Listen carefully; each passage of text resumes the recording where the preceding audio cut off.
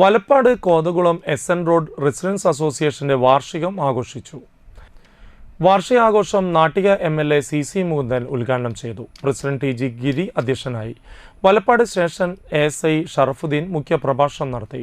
Thalikkulam block panchayat അംഗം C R. Shine, ward member Anitha Thrideep Kumar, association secretary P. Purushothaman, vice president Sudheer Das എന്നിവർ സംസാരിച്ചു.